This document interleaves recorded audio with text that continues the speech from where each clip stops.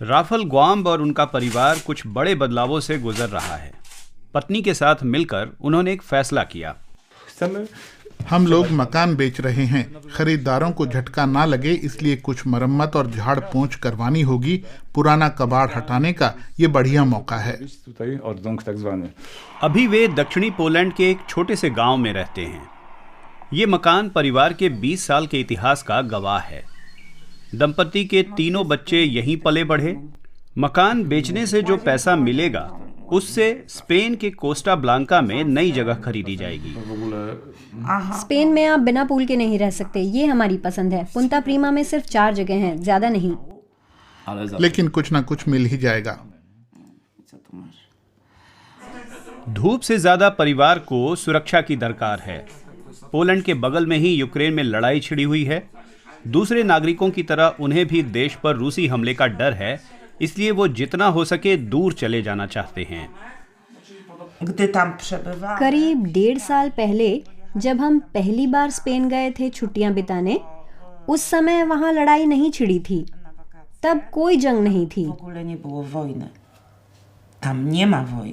तब से उन्होंने स्पेन में 2 फ्लैट खरीद लिए हैं। तीसरी प्रॉपर्टी में पूरे परिवार के लिए पर्याप्त जगह चाहिए अगर कभी एक साथ तत्काल भागने की नौबत आ जाए।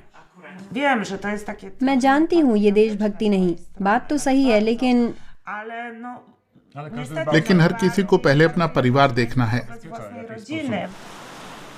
पोलैंड के बाल्टिक तट के पास गडांग शहर में रहने वाली अगाटा माग्जाडियाश के पास रेत और समंदर तो दरवाजे पर ही है, लेकिन धूप उतनी नहीं। वो रियल एस्टेट एजेंट हैं, बिजनेस को बखूबी समझती हैं। कोस्टा ब्लांका में उन्होंने सुरक्षित निवेश के रूप में करीब 18 महीने पहले फ्लैट खरीद लिया था। स्पेन में यूक्रेन की लड़ाई का आर्थिक असर उतना नहीं दिखता जितना कि पोलैंड में। लड़ाई छिड़ी तो हम सभी को गहरा धक्का लगा। मैं निजी तौर पर ऐसे लोगों को जानती हूँ जिन्होंने फौरन बाद स्पेन में प्रॉपर्टी खरीदने का फैसला किया। वे पहले से मन बना रहे थे। स्पेन में सबसे ज्यादा निवेश करने वाले बाहरी लोगों में हर 10 में से 1 व्यक्ति पोलैंड का है।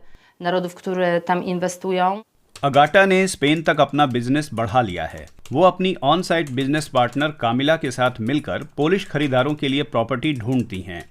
मोटे पैसे वाले बहुत से खरीदार मौजूद हैं। मेरे पास 2 ऑफर तैयार हैं। उनमें से एक नया विला है 14 लाख यूरो में। प्रॉपर्टी का मुआयना करने के लिए अगाटा नियमित रूप से अलिकांते के लिए उड़ान भरती हैं। 3.5 घंटे की उड़ान उन्हें यूरोप के दूसरे छोर पर ले जाती है।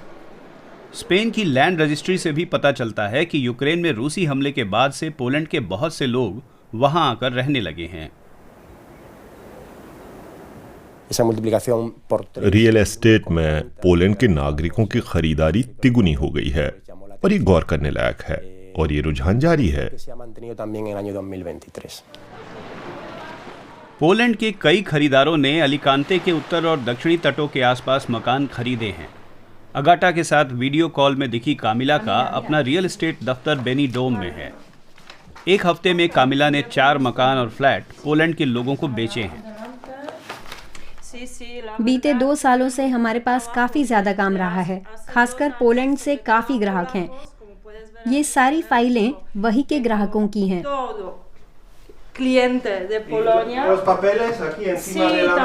वही हैं, इस मेज पर भी, उस पर भी।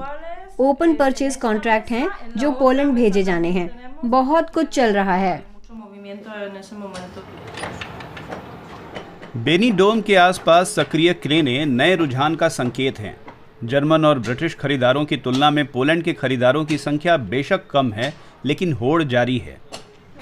कामिला अगाटा से मिलने का इंतजार करती हैं। तब तक चेक गणराज्य के एक परिवार के साथ बातचीत शुरू कर देती हैं।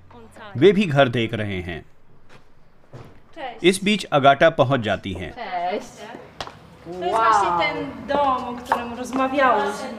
इस विला की बात कर रहे थे, 14 लाख यूरो में। बहुत सारी रोशनी, 4 बेडरूम, एक पूल और लंबा चौड़ा टेरेस। कॉमन फैक्टर है धूप और सी व्यू। कई अलग अलग लोकेशनों में ये मिलता है, पर हाँ, मेरे ख्याल से यही है। अगाटा ने अपने लिए भी इस बहुमंजिला इमारत में जगह चुनी है। शुरुआत में इसे देखकर उन्हें लगा कि दुबई और मॉस्को का सबसे खराब आर्किटेक्चर एक साथ मिला दिया गया हो, लेकिन फिर अगाटा को ऊपरी मंजिल पर यह अपार्टमेंट दिखा और उन्होंने इसे खरीदने का फैसला किया। इस व्यू के खातिर यहाँ वो शांति महसूस करती हैं। प्रॉपर्टी की तलाश जारी है, अब थोड़ी सस्ती दरों पर। छत से समंदर के नज़ारे वाले 2 कमरों के लिए 2,70,000 यूरो। पोलैंड में कीमतें बढ़ती ही जा रही हैं। स्पेन में आपको अलग अलग दामों में प्रॉपर्टी मिल सकती है। यहाँ विला भी हैं और 20 लाख यूरो के मकान भी हैं। पोलैंड में ऐसे लोग हैं जो यह कीमत दे सकते हैं। हमारे पास निवेश के लिए सस्ते विकल्प भी हैं।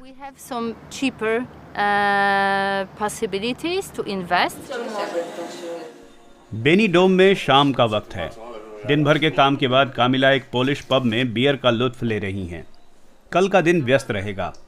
उनकी मेज पर मकान के संभावित खरीदारों की 20 फाइलें पड़ी हैं।